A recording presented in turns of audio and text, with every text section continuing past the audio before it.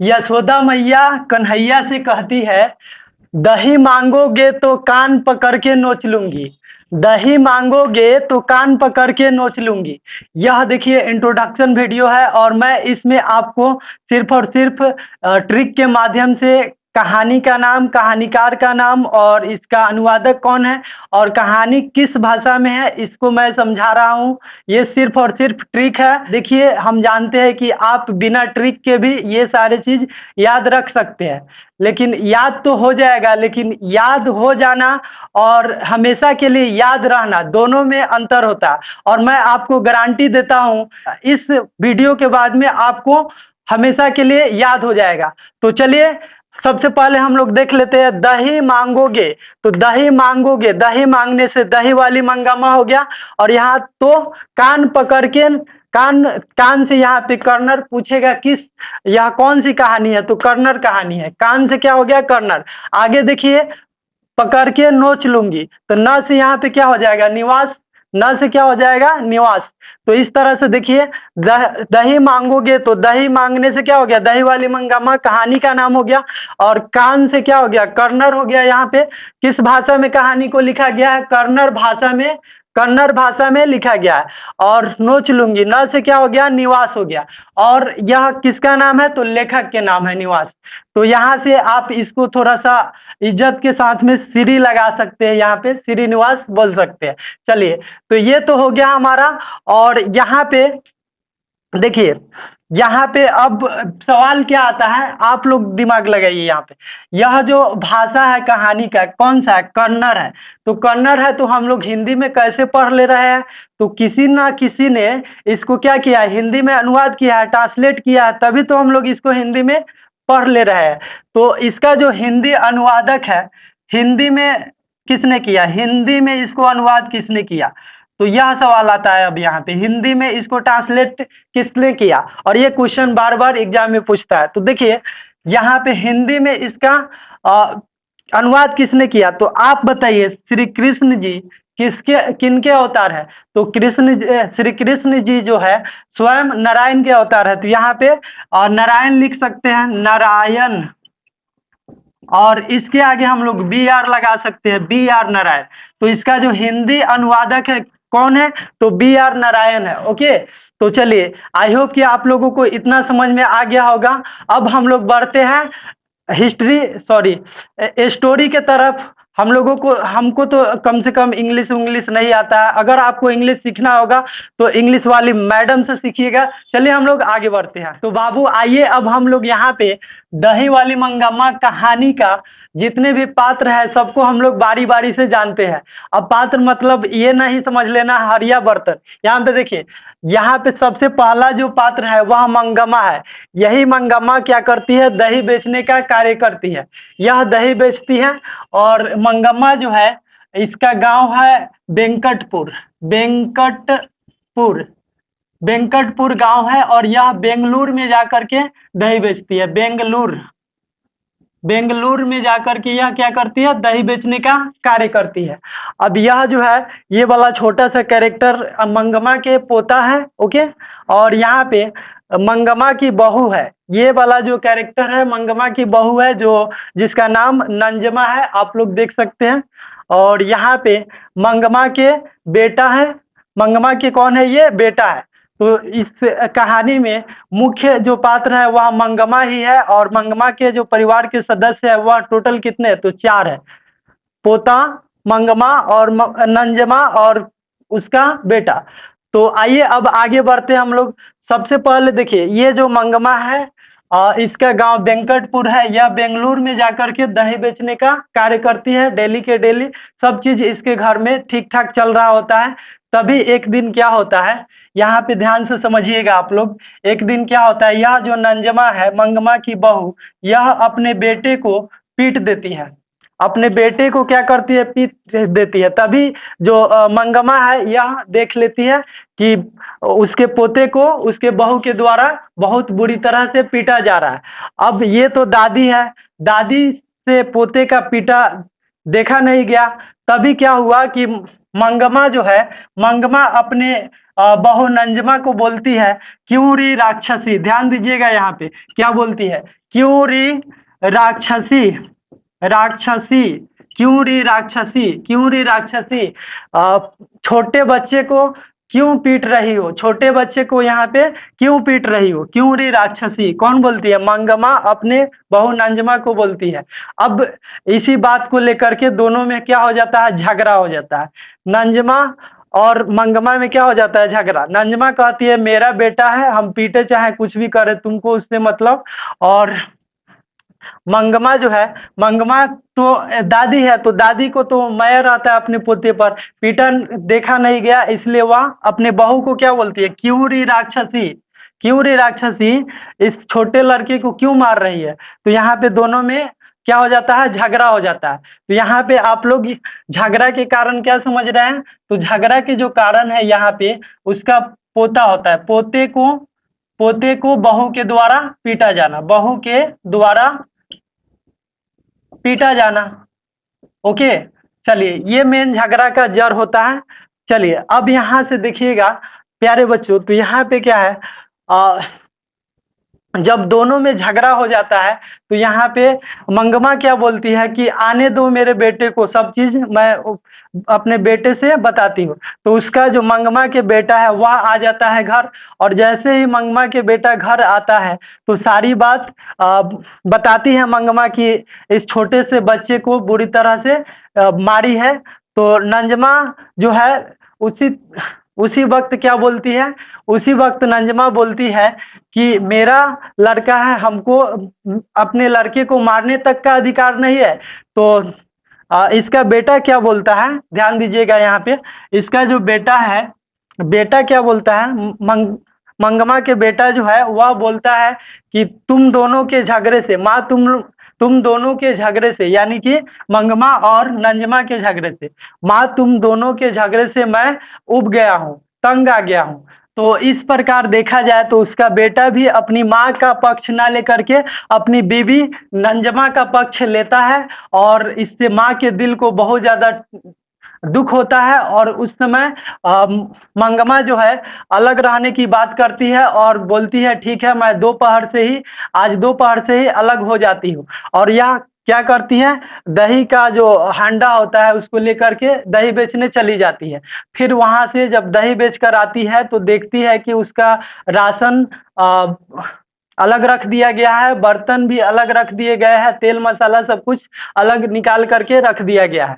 और तभी यह अपना खाना बनाती है और फिर खाती है और सो जाती है। तो यहाँ पे यही होता ही है। देखिए यहाँ पे जो माँ जो है अपने बच्चे को दर्द सह के जन्म देती है, उसके बाद में अपना दूध पिलाती है, नहा धोआ करके, पाल पोस करके, सब चीज करके उसको बड़ा करती है, और फिर वह जब बड़ा हो जाता है तो अपने बीबी के लिए, अपने माँ को छोड़ने के लिए भी तैयार रहता है। ऐसे आदमी को मन करता है इसको दांते काट के मुआ दे, इसको कस के।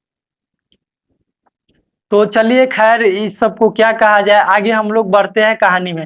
तो देखिए यहाँ पे झगड़ा के तो मेन कारण पोते को बहू के द्वारा पीटा जाना था। उसके बाद में क्या हुआ कि यह जो मंगमा है दही बेचने जाती थी अपने गांव से बेंगलुरु शहर में। तो रास्ते में जो है बेंगलुरु शहर में एक लेखक की माँ थी, लेखक की माँ जो है उसका घर था। तो लेखक की माँ को जो मंगमा है वह उनके पास जाती थी तो बोलती थी कि माजी दही लोगी, माजी दही लोगी। तो इस तरह से दही लेती थी लेखक की माँ, और दोनों में क्या हो गया था, तो घनिष्ठ मित्रता हो गई थी यहाँ पे।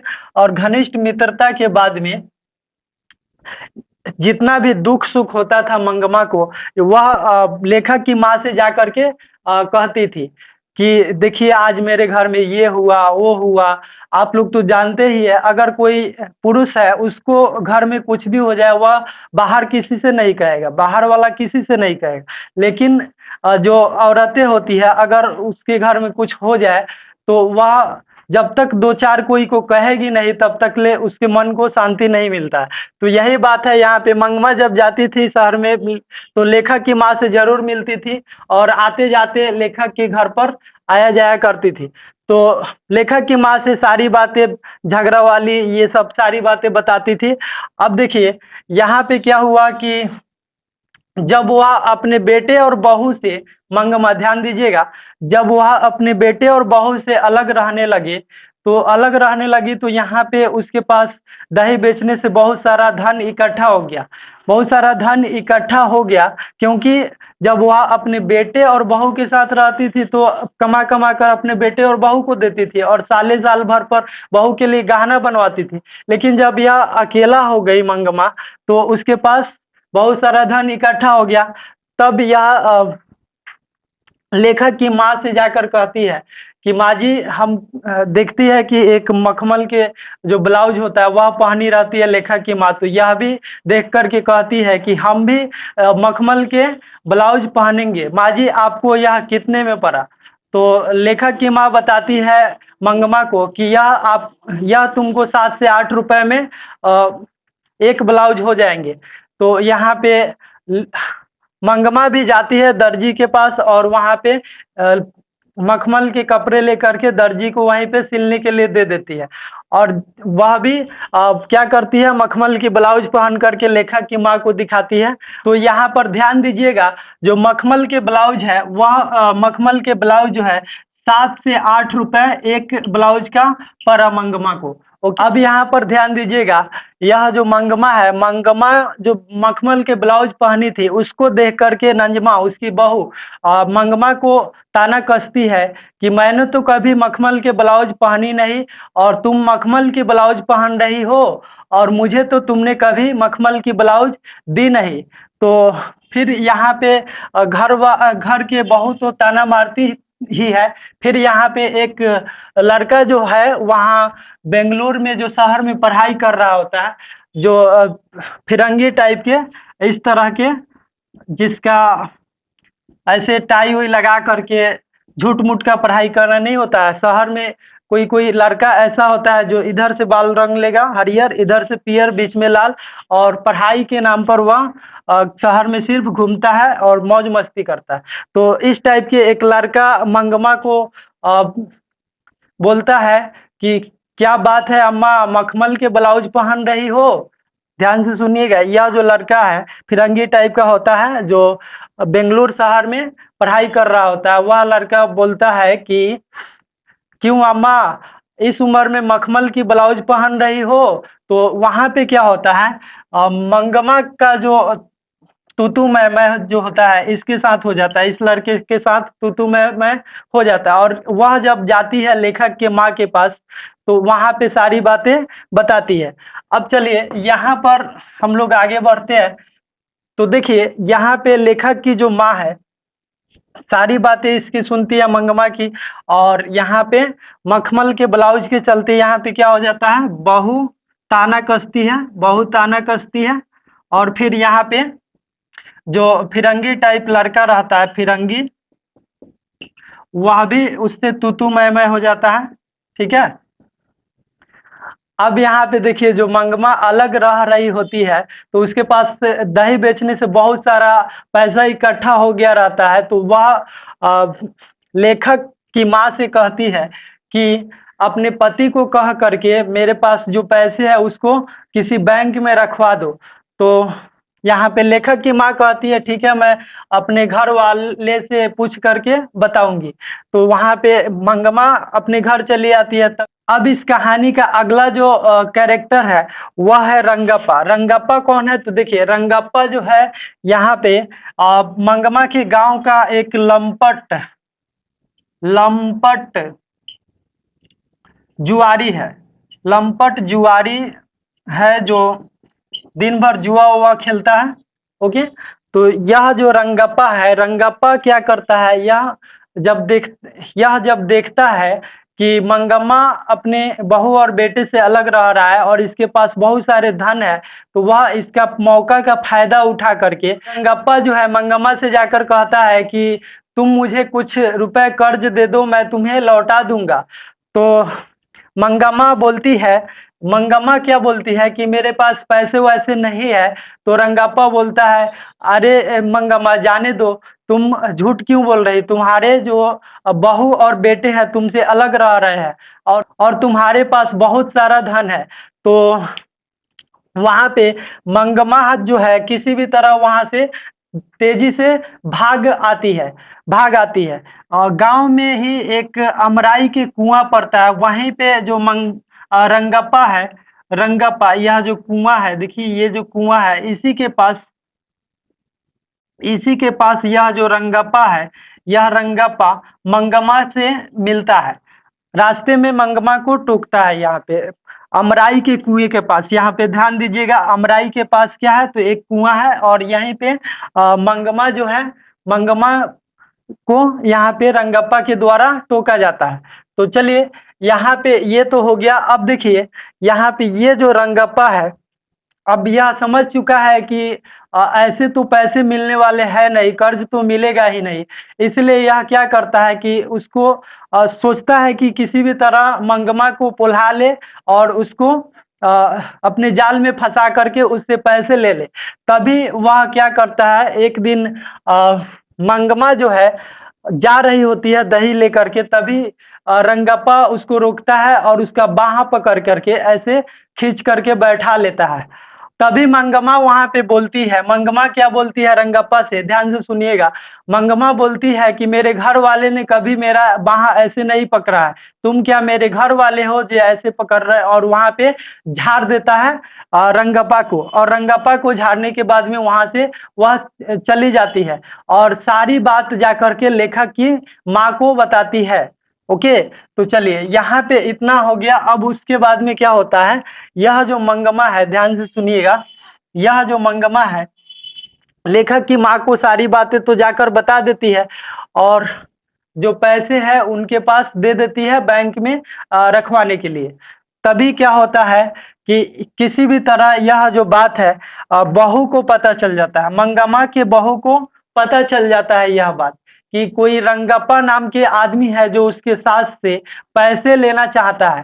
तभी वह अपना बुद्धिमानी दिखाती है और अपने छोटे लड़के को इसको भेज करके क्या करती है, अपने माँ को यानी कि सास को मना लेती है, और वहाँ पे सास मान जाती है और सभी एक दूसरे के साथ में खुशी खुशी वहाँ पे रहने लगते हैं। और वहाँ पे नंजमा जो है बोलती है कि माँ आप घर पर ही रहो, इस उम्र में कहाँ दही बेचने जाओगी, दही बेचने का जो कार्य है मैं कर लूंगी, कभी कभी मन किया तो आप चले जाइएगा। और इस तरह से सभी एक दूसरे के साथ में मिल करके रहने लगते हैं। तो बहू की बुद्धिमानी यहाँ पे काम आता है, वह अपने पोते को भेज करके अपने सास को वहां पे मना लेती है। और इस कहानी से संदेश क्या मिलता है, तो इस कहानी से संदेश किसको मिलता है बताइए, इस कहानी से बहुओं को संदेश मिलता है। बहुओं को संदेश मिलता है कि वह अपनी सास से अच्छे से व्यवहार करे और कभी अपने सास को अलग नहीं करे। अगर वह अलग करती है तो जब जब घर टूटा है पड़ोसियों ने घर लूटा है, जब जब घर टूटा है पड़ोसी क्या करेगा, आके घर लूटेगा। तो यही संदेश है इसका। तो चलिए हम लोग मिलते हैं इसके ऑब्जेक्टिव क्वेश्चन में और उसके बाद सब्जेक्टिव क्वेश्चन में मिलेंगे। तो देखिए यह जो सीरीज है हम लोग यहाँ पे 3 पार्ट में करेंगे। एक में आपको कहानी समझाएंगे, दूसरे में ऑब्जेक्टिव कराएंगे और तीसरे में सब्जेक्टिव। तो चलिए मिलते हैं नेक्स्ट वीडियो में, तब तक के लिए जय हिंद।